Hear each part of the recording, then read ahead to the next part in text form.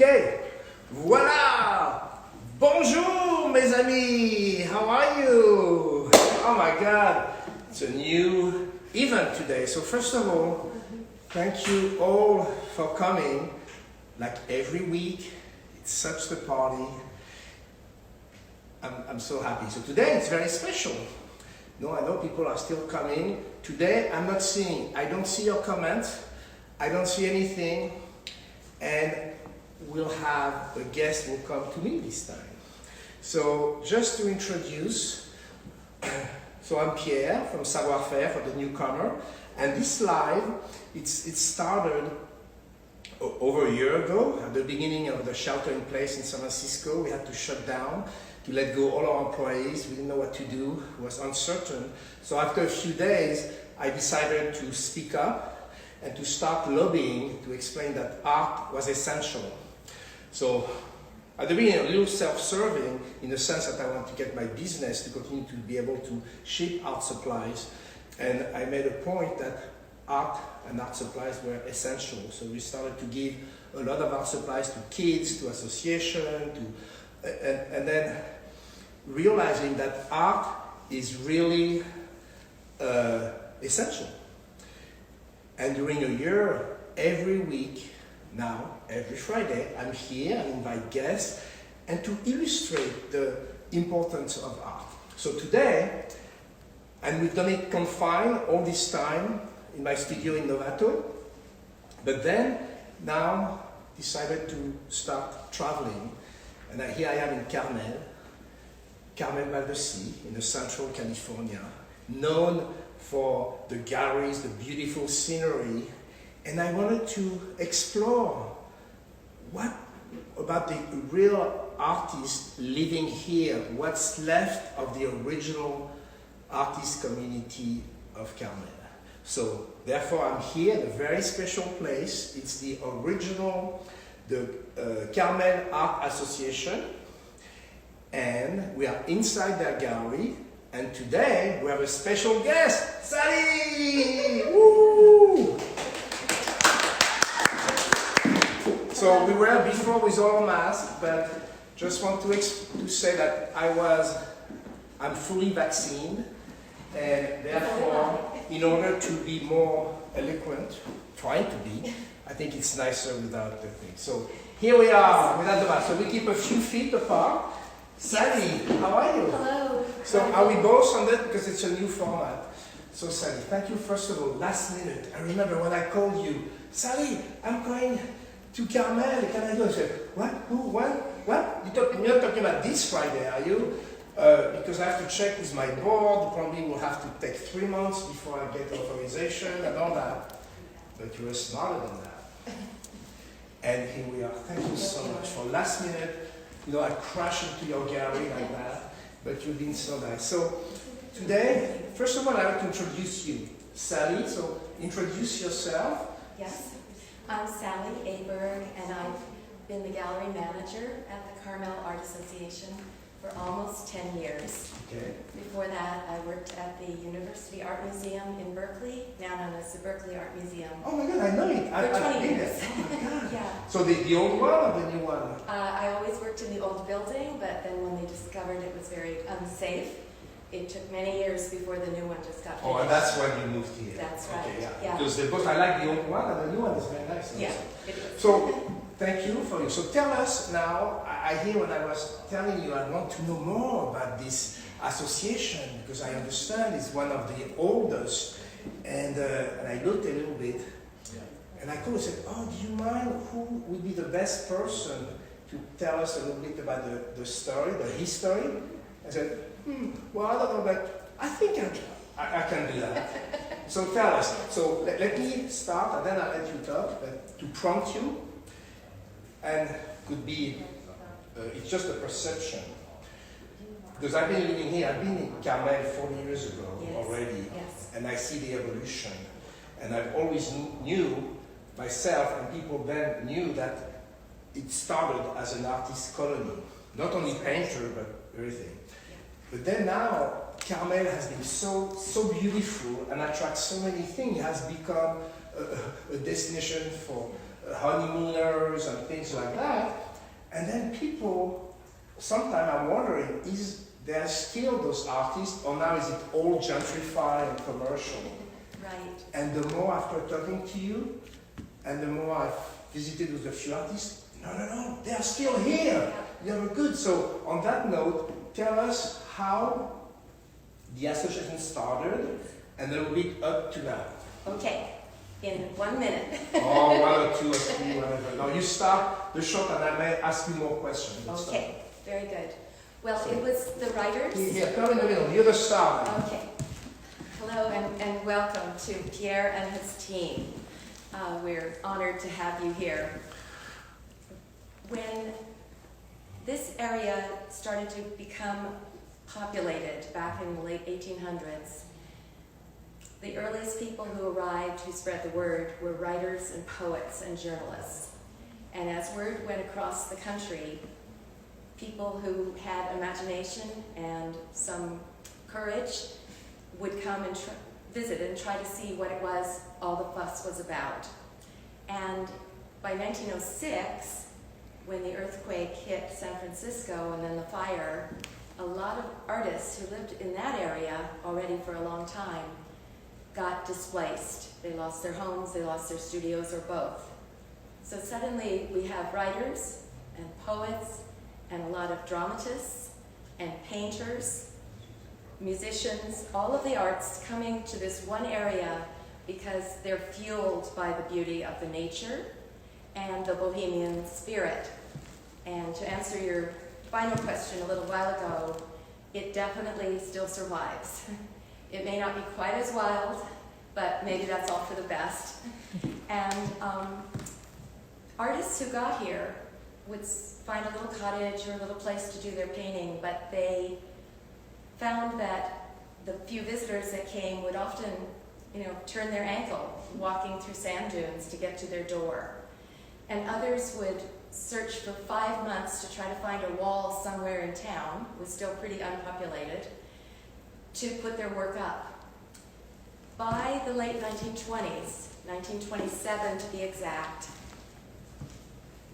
a whole lot of, especially the women, I'd say that our founding members were our founding mothers. Yes, go woman! They got together and they were talking one day, and someone described a situation where if they would just get one place that they could call their own, their home, then all these artists wouldn't have to have the separate studios and private visits. They could all do it under one roof, support each other, encourage each other, and never have to look for a place to exhibit again. Well, about within a week, they had met in a nearby home, sat down, and I believe it was 19 of them signed a declaration that we were forming the Carmel Art Association. It happened on August 8th, 1927.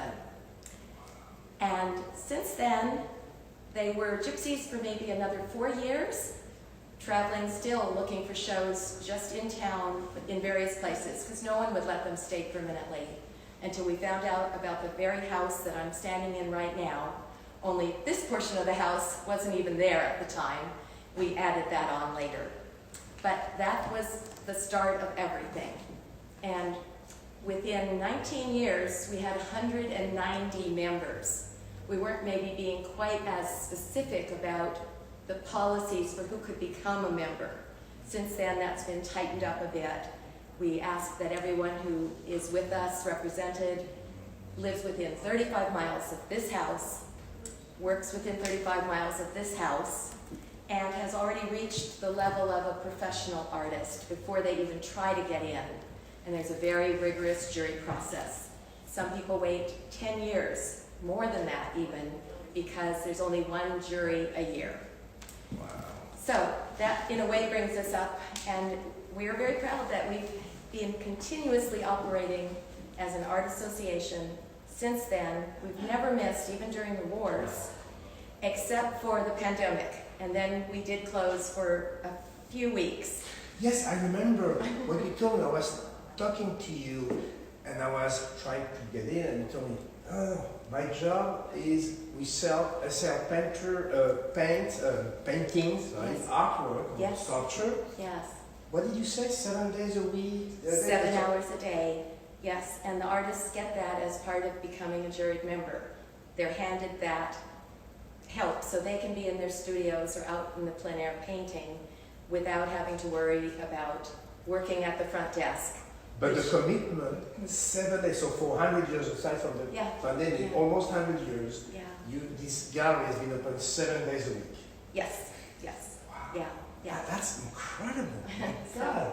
So tell me, if you don't mind, about now. And I know we may go back to the history because there are some very famous people, and of course, one that I couldn't help noticing Yes. because is coming from France or Spain. It's even Salvador Dali, because Salvador Dali used to come to our store in Paris, the Sennelier store in Paris, and we have stories about that.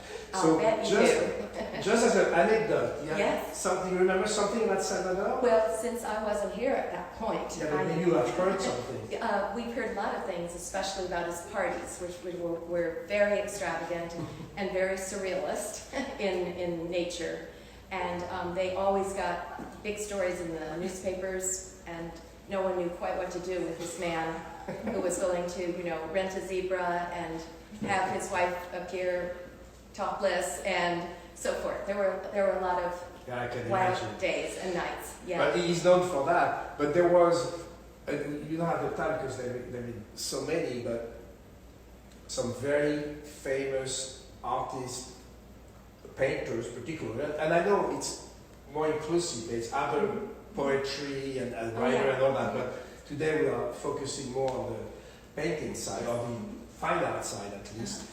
So can you tell us a couple of names, very well recognized names that can be part of it? Well, we are proud that we can say that our artist members, which now number about 600 since 1927, have contributed over 70% to California's most distinguished art history. So of course this only includes at this moment in time our late artist members, because that's how legacy is really established after they've passed away.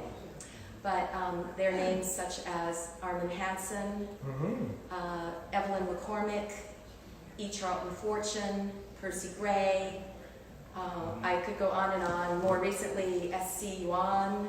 Oh, yeah. So, but that's amazing. Those young people like that, that's really the young people. So, 70% of that's California's art history. Yeah.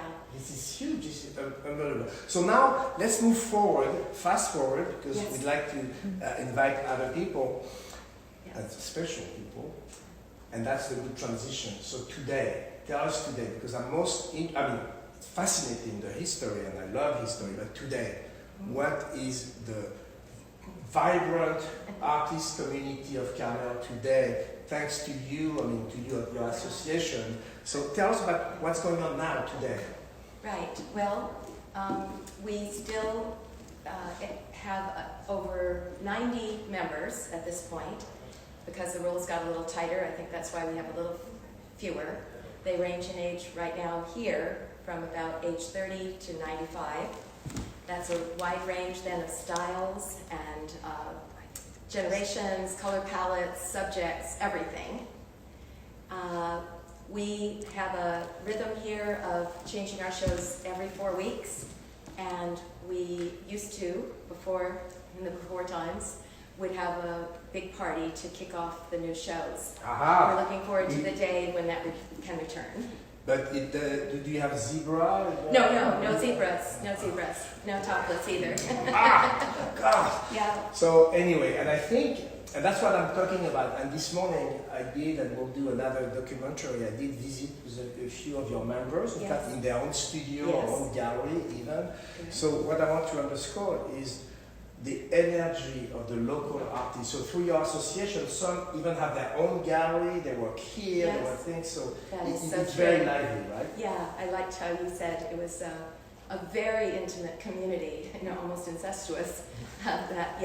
But everyone's linked, but mostly in a very good way, very supportive way, and of course, the more people you have, the more you attract to come to this one little Carmel by the Sea village to see as much as you can. So one thing, I want to, yeah. Oh, I just wanted to say that you're going to be talking with Jennifer Anderson today. Her new book just came out in the last few months, so I know you're going to want to hold on to that. Yeah, we're going to do that, and maybe we can ask Grace. Maybe Grace, you can post the name of the book if you want. That's great. But talking about Jennifer and others, I think you lined up a couple of your members here. Yes, so because they are going to come. So Jennifer's going to come, then Will Bullis. These are all internationally known painters, and they are also our leaders of this organization. We have a board that's made up all of artist members. So I want Jennifer to talk with you, I want Will Bullis to, and Pamela Carroll, internationally known realist painter. Okay, and we'll each give them, so Jennifer, here, take your book with you. Thank you, and then, oh, thank you. It would be another time, I would have hugged you, but we'll wait for next time. So why don't we move on close to one of your paintings? Okay. Yeah. So, Yeah, so this is a little body of the work. Yeah. all right, but tell us about you. Tell us about me. So Jennifer. Yes. So, first of all, how did you get into the art? How do you got to be such a great professional painter? Just the beginning, but very quickly. Very beginning. Yeah, I mean, what inspired you? How you find your way here? How did I find my way here? That's a long road, but it was a great road. Okay. I think, just making art always as a child and being really inspired by a lot of family friends, and my grandmother was an artist, and every time she came to visit me and visited us, or I visited her, we always did art projects. So I think just the always being creative and working with my hands was just instilled at a very young age. And so then, just carried that on throughout. And I just always knew that was in my heart and what really drove me. So you were not challenged by people telling you, no, the art, No. you should be a doctor, a lawyer, No, you get I this wasn't kind of intimidated pressure. at all. No, I knew that Good this for was you. the right path. Yes. All right. So now let's move forward to today. So Yeah. tell us about your work today, because I think that's what I've seen. I know you do a lot of great things, but tell us about this piece in general. Sure. So most of my work is nature-based. In fact, I think all of it is heavily influenced by nature and the beauty of nature, and wanting to capture what I see in nature and what I love about nature and the beauty of it on canvas and on paper. And so that's my driving inspiration for sure. And I strive to really kind of represent it as beautifully as I can. So I love really capturing, really focusing on rendering has been a huge part of my trajectory. I appreciate being able to really portray the animals and their eyes and show emotion and show depth with how I present them. So that's certainly did a good job with this eye. I'm totally It's right in there. fascinated. Yeah. You know how you just black and white? Is that charcoal? That's all charcoal. Yep. Mm-hmm. Wonderful. Yeah. So okay, so that's in general. So this is a charcoal on paper. Yeah. Wonderful, and you can see that beautiful kind of. Yeah, I love mark making. I'm a printmaker. I'm a trained printmaker. Yeah. Have my degree in printmaking and did printmaking for only printmaking for a really long time. I felt like that kind of defined my art path. And then several years ago, I really was feeling a little bit trapped in printmaking. I felt like I needed to kind of re-explore color and mixing color and working with that. So I started doing watercolors again and big charcoal drawings to get loose. I love the gestural and the mark making that you get with charcoal drawing. So I started I kind of put printmaking not aside, but I didn't have it as my only priority. And I started really exploring a lot of drawing and watercolors. And then this past year, I've expanded into oils again. Oh my God, so lovely, because I knew I just very quickly, I didn't have time because I looked at I've seen some of your watercolors. Yeah. I didn't realize about the oils. The oils, yeah. That's fantastic. Interesting about printmaking. I'll tell you something about printmaking because I very long time ago, I knew the Charbonnier family. Mm-hmm. Oh Paris, yeah. You know, so I use their inks. Yeah. So Sennelier was a store, and a few blocks down the Seine River, you have the Charbonnier store. Okay. And I knew the family, and I ended up being the importer of Charbonnier. And in order to understand what I was selling, I actually went to printmaking school. Nice. To printing school to learn how to print, to understand all the nuance of the ink, the paper, the varnish, the grounds, and all the resin, and all these things. It's a fascinating thing. But I could see how printmaking, even though it's very, I love printmaking because there's so many different kinds of printmaking, from etching to litho to now monotype. Yeah. But still, I could see it's not as loose necessarily. So there's so many, there's so many steps to take to get you to your final piece. And while I appreciate that, I love the tactile part of each, of everything. I love coming up with the drawing first because I love drawing. And then if I'm working on a dry point, the process of scratching and drawing into the plate, super tactile, super satisfying, and really amazing what you can do. And then rubbing the ink in, and just the tactile quality of all these processes. It's almost sensual. Right, it is, right? But getting your fingers and just getting really into it. But I think what I found limiting was I wanted to express more with color. And I'm not really great at working with color and printmaking. It felt flat to me as I worked. It's harder because you have to do layers. Right, and so I was like, I need to kind of just play with color more. So that's where the watercolors and the oils came in. But yeah, printmaking is this amazing processes, and I love. So I do mostly dry points and woodcuts right now. Oh, woodcuts is great. Yes. So woodcuts, with woodcuts we import also some Japanese paper. Oh, right, origami, yes. Oh, I sure do. Yeah. You know about me then. So tell us about your book. And my book. So this book here is my first published book. It's an art book. I made it to go alongside. I had a solo show here in September at the gallery. And it consists of, so a lot of my work, a lot of my daily work is, do you want me to open it? Yeah.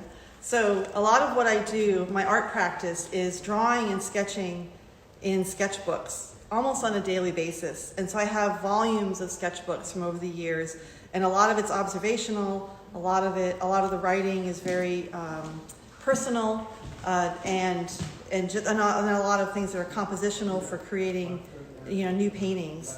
And so I've always wanted to kind of make a body of work based on the body of works from my sketchbook. So I created a show where all the images, like all of these two and this one, are directly taken from volumes of sketchbooks. And then I decided to publish a book to sister the show as a companion to my solo show. And so this is Natural Inclinations, Pages from an Artist's Journal. So it's all pages reproduced from my artist journals from over the years. That's something I love the idea because we do also a lot of journals. Mm-hmm. We have we present also the Fabriano. Right. And Yeah. this Fabriano for printmaking, Yeah. but also watercolor. And they have watercolor journals. Yes. Yes. So I've used those too. And we collect them, and I love it. And among history, now I think it's fantastic. Yeah. I think what you keep, and it's brilliant to be able to so publish intimate, because it's so intimate. It's so like a intimate. journal. It is.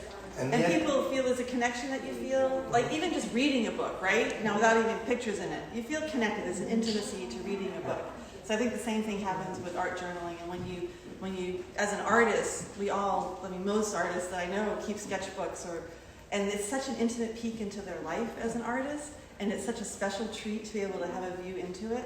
And so that's another reason why I did that, because people were seeing my sketchbooks as I was doing some artist residencies, and they were so compelled by them. And I was like, oh, that's interesting. I didn't think that anyone else would really be that interested, but they're such a point of interest. The only problem with sketchbook, because I've even seen some sketchbook from Picasso, the Cahiers Picasso, things like that. The problem is to show them in a gallery or in a museum, because you can show only. Sure, right. So to do a reproduction is very, very smart. Yeah. You can actually see, so that's very smart. Yeah, so see the reproduction of the. All right, so now, next question. Can you tell us a little bit about your experience of living here as an artist living in Carmel and the relationship with the gallery, with the city, you know, the town, and you know, how is it to live as a living artist here? Okay, so I've been here for about 14 years. I'm actually born and raised in New England, so I'm a displaced New Englander. And I became juried into the gallery here in 2015. So I'm kind of a newbie here, considering that a lot of people have been here for a lot longer. And really, becoming an artist member here, it was a major turning point for me in my art career, absolutely. Oh, huge.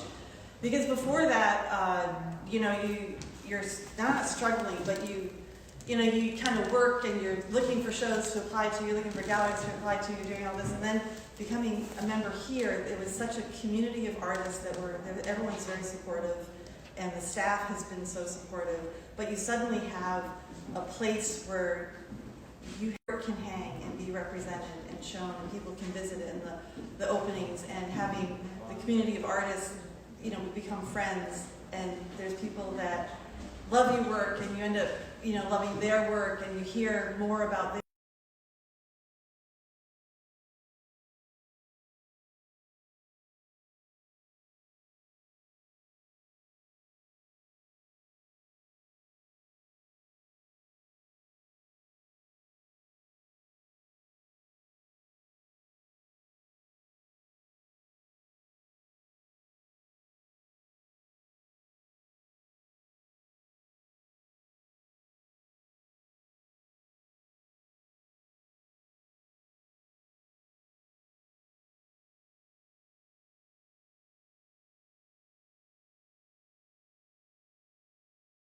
Destinations for tourism and for honeymooners or whatever, that the genuine soul of the art community could have been challenged. Oh, I think it's still here. It's very strong, absolutely. Yes, that's music for sure. in my ear. Yeah, and I think it's the whole peninsula for sure. But this Carmel is the crux of it with all the galleries.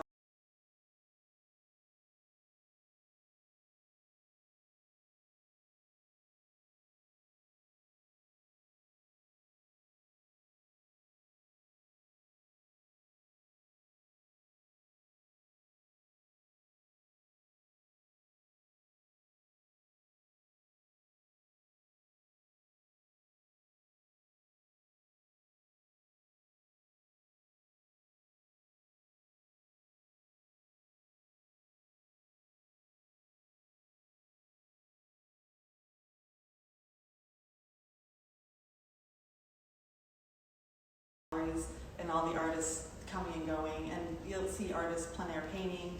You know, there's a lot of groups that do that in and around the place. Oh, I know, and I know many of them. Yeah. This morning I was with Jesse Powell, you know, and I know Brian Blood and people like that. So, right. Yeah, I know of, but I didn't realize it was still so tight. So I'm so happy to hear. So now, would you be so kind to introduce the next guest? Yes, I would love to. Because you work with me, I you guys do. are on the board, so tell us about this. Yes, I'm going to introduce you to Will Bullis. Will Bullis, come on down. Here he comes. Come on down, Will. I get to introduce you. I will introduce you, but come on over she here. will do a better job. Yeah. Okay.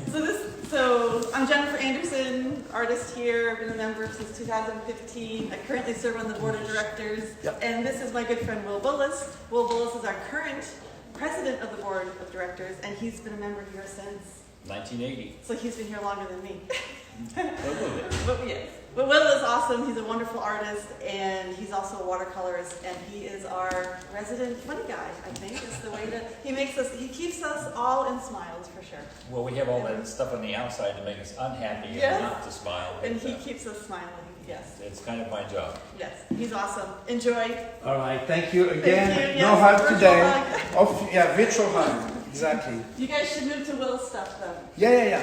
Will, Okay. why don't you take us to your corner? Okay. I mean, one of your corners. You have several, but let's go this one. No, because this one, the Wi-Fi is not as Yeah, good. okay, let's go where the Wi-Fi is. Yes. Okay, let's go this way. All right. And then you can see the gallery. So this is the entrance. You know, as you can see, everybody's wearing their mask. We have, all security. Look at this beautiful team. All right. So here you are. Before we talk about your work, here, I'm going to see here. So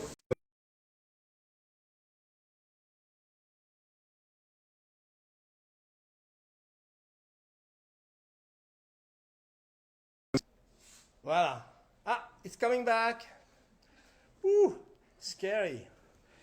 You know, let me go back here.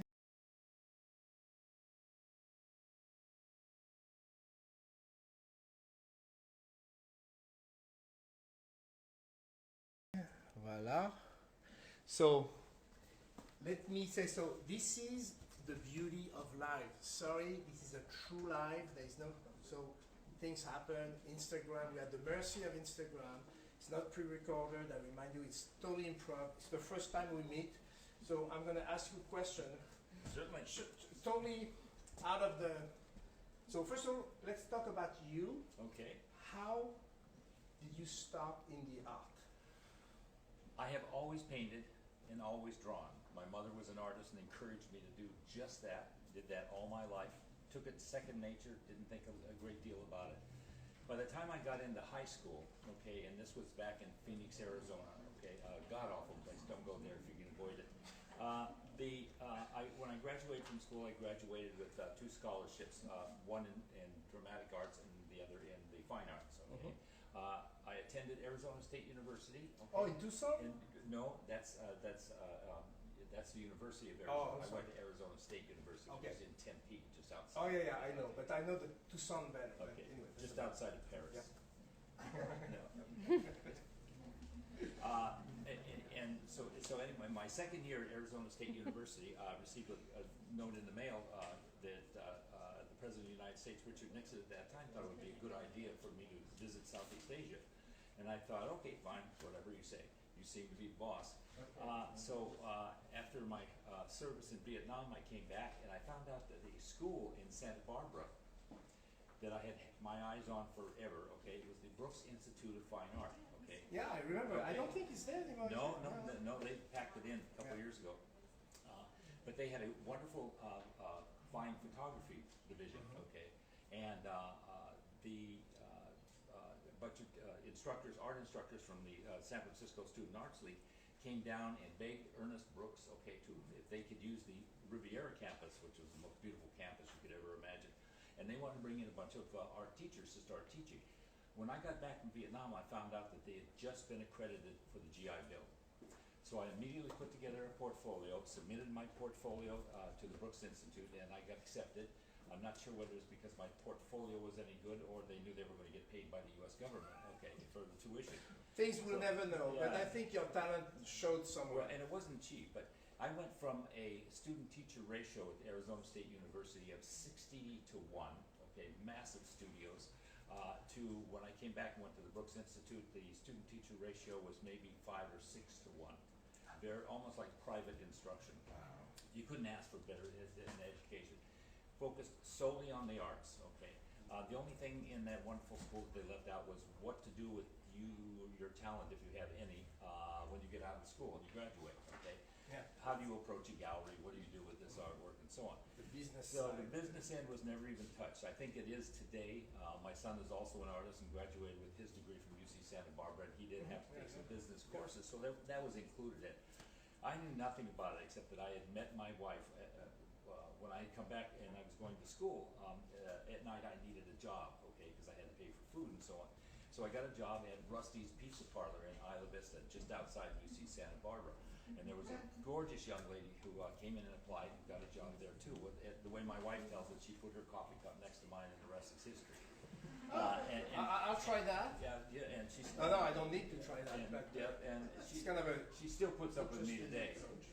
So we decided when we both graduated in '74, we moved here because we wanted to go to the art community, okay? So for you, here was the art community. So it brought us from Santa Barbara here to this wonderful art community because I read all about these wonderful Armand Hansen and William Ritchell and some of these wonderful, fabulous artists of the past, okay?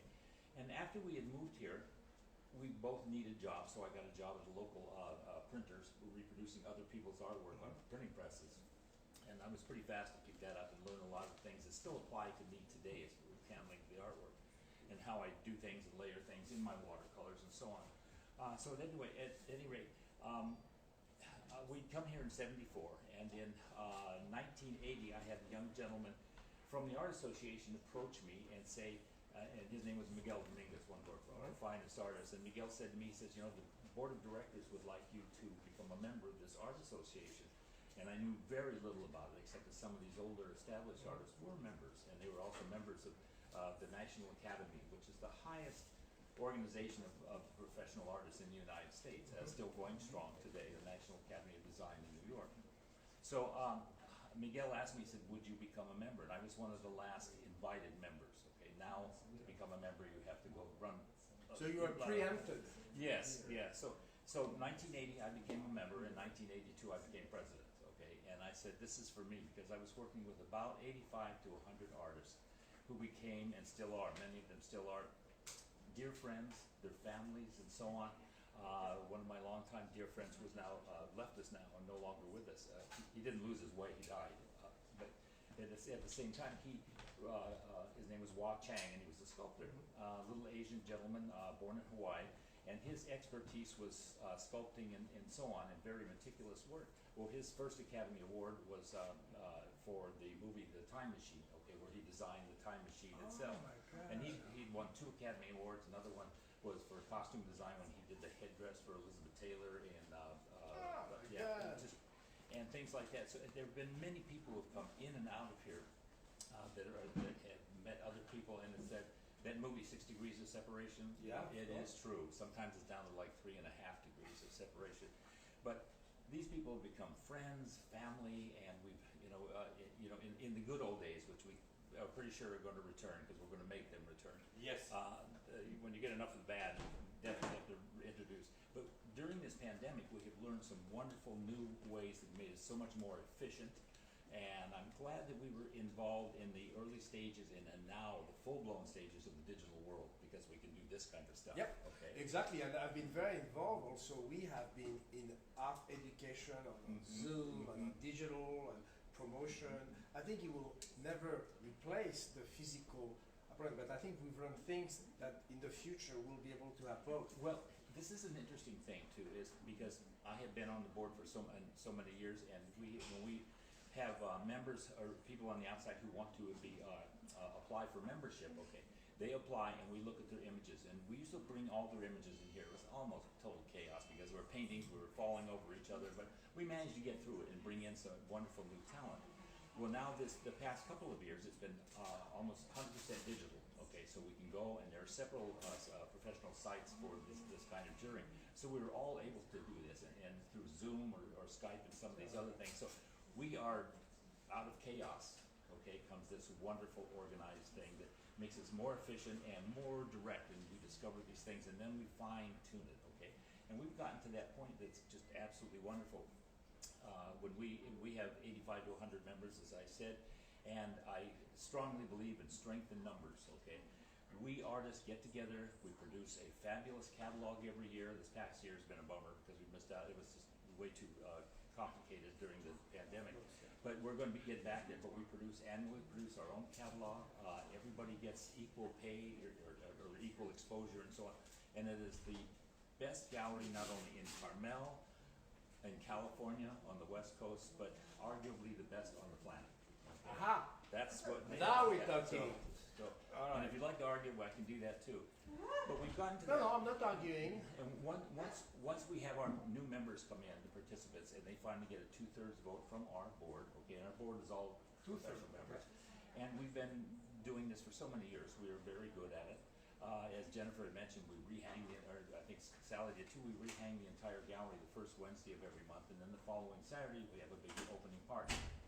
Have to come back to the right day. The community loves it, and people actually plan their vacations. They come from the Philippines, they come from France, okay, and they plan on put that into their calendars. So to be here for the opening. To be here for the opening. Woo! All right. Okay. No, you go ahead because I want to talk about you a little more. We start with you, then you gave all your thing, but now tell us about this because your philosophy, your work. I've seen diverse work of yours, but tell us about this humor. This Well, is amazing. So tell us your philosophy or your thing. And I'm going to let you speak in front of your painting. I was classically trained in oils by some of the best oil painters that you can imagine. My favorite instructor was Ray Strong at the Brooks Institute in Santa Barbara.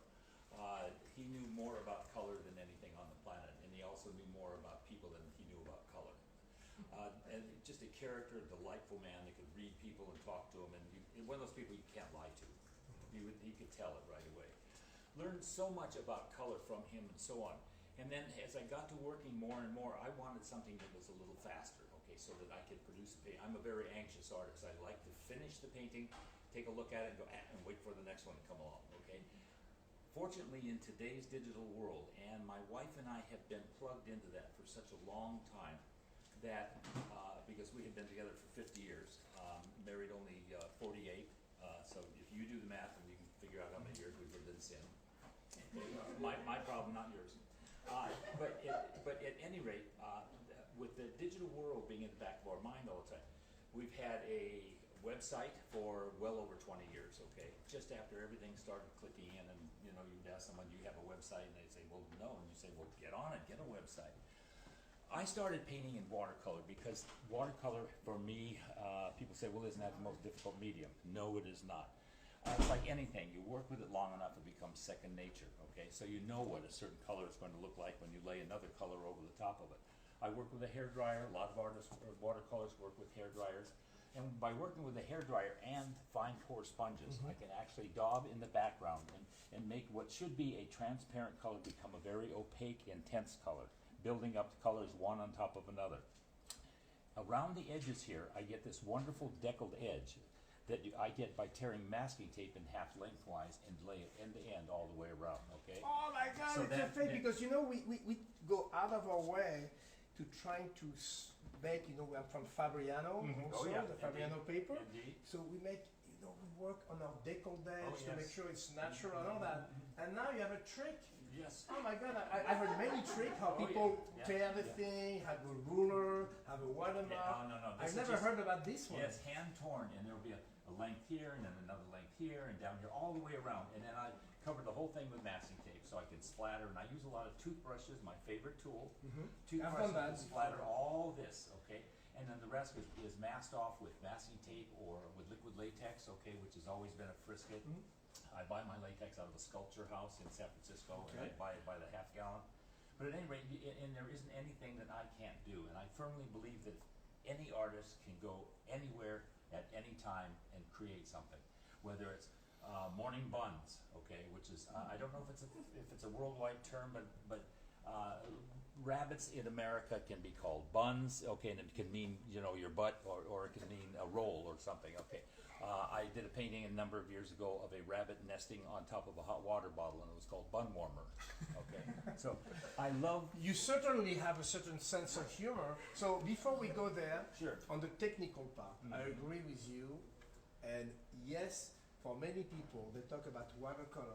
It's interesting about watercolor because on one hand, watercolor is one of the easiest accessible medium to experiment because you don't have a lot of preparation. You can You go don't have straight. the fumes or anything else. So it's right? easy.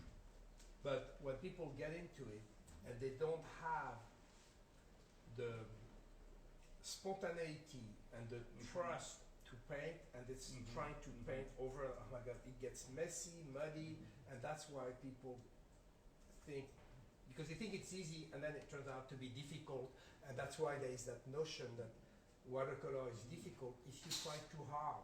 If you are a little more like this, more or experiment, new technique, you let things happen, Sure. then I firmly believe and love in those happy accidents Yeah, that they call exactly. watercolors. Yeah. But I make my own accidents, okay? And Aha. after working so long, it's become almost too easy. But the hard part anymore is coming up with a clever concept and title, okay?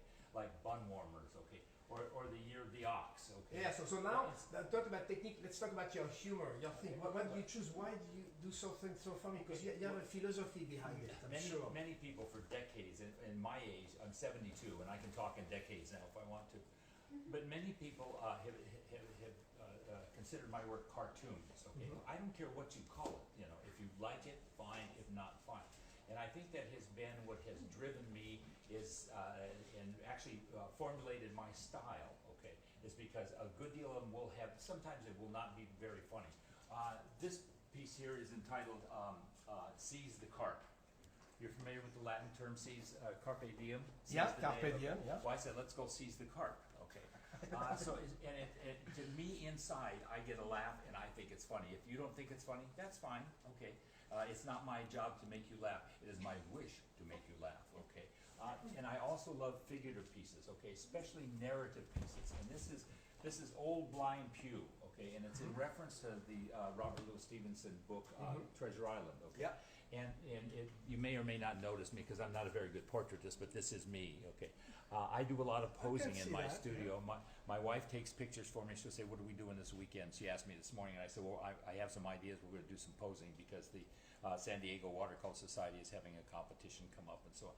And I firmly believe in entering competitions as often as I can, regardless of whether national or international. And so many of you begin entering with a digital image. So you don't have to, in the old days, taking Kodak, Kodachrome, taking a photograph. Oh, transparency. Yeah, transparency, okay, and get it to the photo store down on the corner and hope they can get it back in time so you can send the slide off to the American Watercolor Society to become a member and so on. And I went through years of that, okay, and then finally they allowed us to start doing digital submissions, okay, so you submit. I just want to say something about that. It's interesting that you said, because that's been recurrent in some of my guests, about the importance of entering all those competitions, you know, from the society, and there is, and the more, for me, I never, a long time ago, 20, 30 years ago, I always thought it was kind of all those little clubs, societies, nothing serious, but the more I've been involved, because I'm often a sponsor for the society and all that, I actually realized there is some great professional painter that even after being accomplished continue to enter, to stay on the circle. Well, there's a funny little carrot, okay, that lures me into this, and that's speaking from my own experience. Because of the digital world and allowing to enter a competition digitally, now your audience and the participants in this competition and exhibition are worldwide. Not just locally or East Coast, West Coast, they're worldwide. So that's hundreds of thousands of more participants sending in their $10, $20, $30, $40. So the challenge is bigger, the exposure is bigger. But also the purses are bigger, okay? Yeah. First prize for the American Watercolor Society is $4,000, okay? And then it works its way down from there, and I have been very fortunate to be able to nail some of these, okay? Woo, and bravo. And that figures into my income too. Okay? You have your fan club, yes! We're going to do like it too! This is all part of the art world that we all we prey upon. Okay, I haven't had a job in 40 years. Okay, me neither. Still looking. I don't know if you I can believe.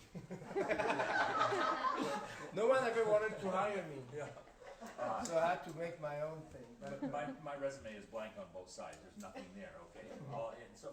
But this has been, and then with being a member of this gallery for so long, no other gallery in Carmel or California or dare I say it, the world can do what we do. Okay, we can put together catalogs, we can put together monthly shows that a privately owned smaller gallery could not afford to do that. Okay, we can. Yeah. Okay. But in fact, I'll tell you something, because I know you're not the only.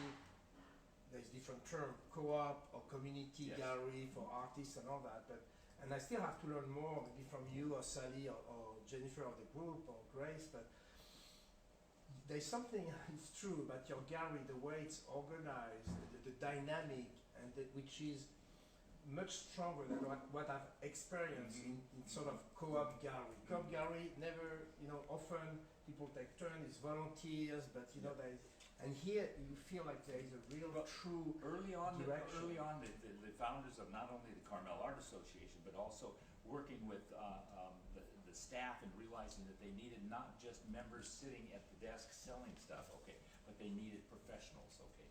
People like Sally and Grace and a number of people. We've always had a staff that's been here at least a real decade. professional. Yeah, that's real professional. So their focus is on that, but each of them, like you could ask Sally a question about any one of the artists in the building, including some of the older artists Yeah. that were here. No, I She do. I knows- tested her. But and that's her job. Okay, and that's She even what remembered you. Well, she knows me as one of the most annoying artists. But yes, indeed. So we have realized that and taken that into account.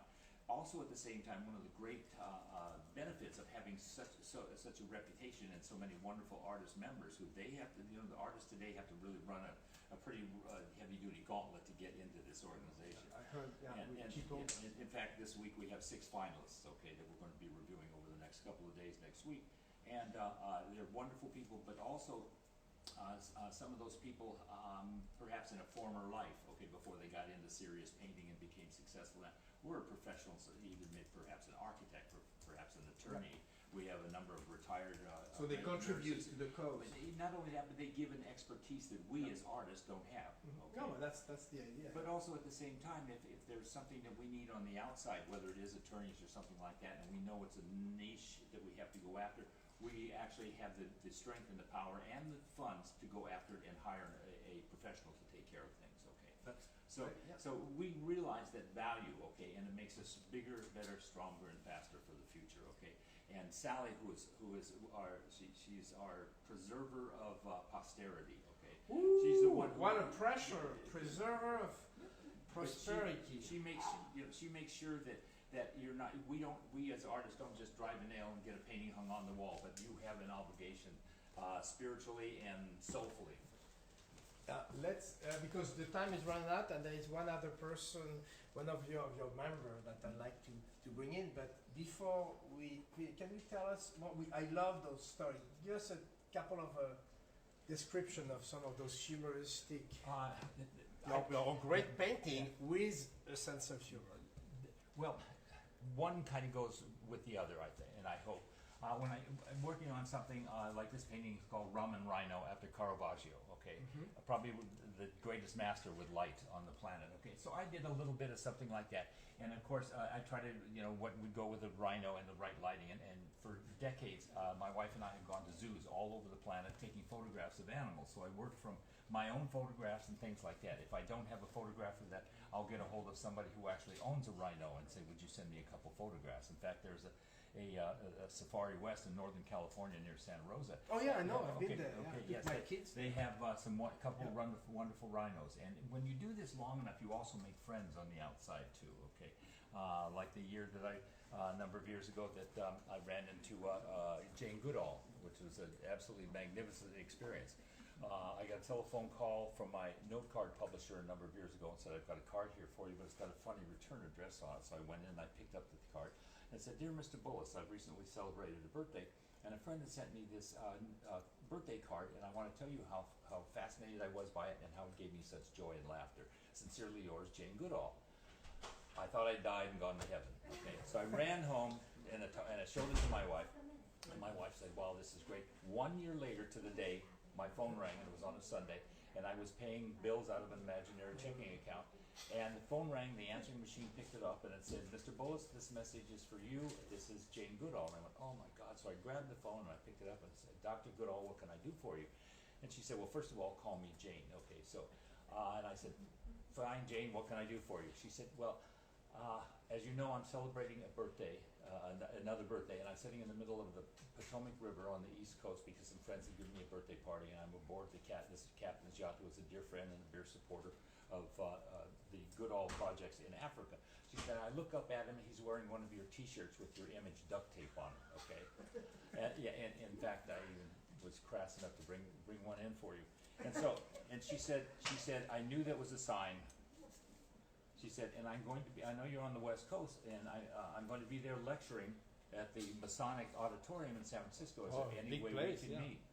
And I said, absolutely. So 2 weeks later, Claudia and I were in the green room talking with Jane Goodall for about an hour before she went on stage. She asked questions like you are, okay? Absolutely delightful person, and another one of those people you couldn't lie to. She could tell exactly if you were stretching the truth too much. And she said, I have 2 seats reserved for you and Claudia out front. She said, you're going to stay for my lecture? And I said, absolutely. She said, unfortunately, they lost my slides. And she said, but I'm going to wing it.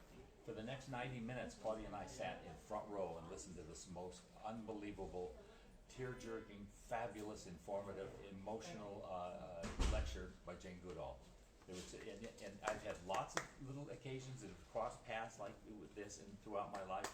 So to this point, at 72 years of age, and this being a limited occupation that I have, I see no reason to change jobs now. No, I don't think so. You'll probably do, they probably would like you. You'll be too Probably too good not. for them. Yeah. Well, it's like you were asking about the humor. Yeah. American English is very hard because of the nuances. Okay, I did a painting a number of years ago that we were just hanging in this room here, and I had just hung the painting, and a couple came in, and the guy said, "I'll take that painting," and I said, "Terrific." And the painting was at a bar, in a bar room, okay. And I do a lot of paintings at bars, okay, because I'm an outrageous drunk, okay. But I'm a nice drunk, okay. Okay. Most of my friends can attest to that. But the painting had 3 sheep, okay, at the bar. 2 sheep here, a glass of white wine, glass of red wine, another glass of rosé that was empty, and the sheep was upside down and his feet were sticking up. And it was called 3 Sheeps to the Wind.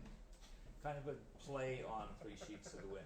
And I like playing with those kind of things. I don't know how anyone comes to this country and learns American English, because we have messed up the English language like crazy. But for me, it's a bottomless well of rich rewards. Whether the expression. Sees the carp, and I love it. if you have a 2-digit IQ, you can probably figure it out. So. All right. So we're getting out. We keep the live to 1 hour. Before, because we didn't have any choice, but then now by choice we limit to 1 hour because people like to stay. They don't want to miss out, and people are still working and stuff, and they go out. So I think I'd like for you to introduce our next guest that has with your magazine, and will you introduce you to her? And at the end, before we will all say goodbye together. You can all come in and we'll all go paint together. Okay. So introduce her. Okay. Next up is my longtime dear friend, probably one of the most fabulous realistic painters I have ever met. She has a technique that is unmatched worldwide. This is my good friend, Pamela Carroll. Well, Oh, that's it. No, you can tell more. Say a little more. I don't know her yet. So give us a little introduction. I owe her money. yes. No, I'm kidding. But she is a fabulous. In fact, we both illustrated were commissioned to illustrate children's books a number of years ago by the same publisher, Sleeping Bear Press out of Michigan. Okay, and had a ball. And then when we finally met each other and said, "Did you illustrate so and so?" And then you did Emma's from. You did. I did 7 magazines For Sleeping Bear. Okay, yeah. the books. Okay, and Yeah. what was one of your first one? It was A is for America. A is for Yeah. America. Fabulous children's book and young people's book. And I was lucky enough to be asked to commission to do Emma's for Masterpiece, which was wonderful, with the history of art. But that's how I know Pamela Carroll. All right. Yeah. So here, and you come back to say goodbye in a couple Okay. minutes. All right. Hello, thank you. Hi, Pierre. Surprise! Oh yeah, no hug today. So we just have a couple of minutes, That's but fine. you got a little story to tell us. Oh, and we should go next to your painting. We'll wait.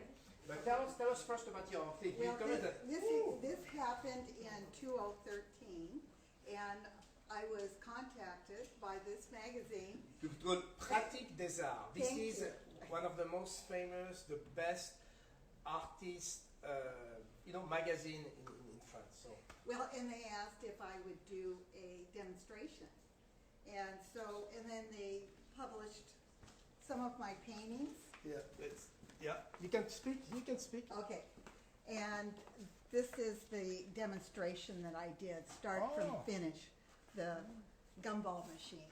All And right. it was a real honor. I just was so excited That's about a that. very good magazine. So So- keep it. I'm very. Well, very I'm proud. hoping that maybe later you can read it to me. Yes, I will.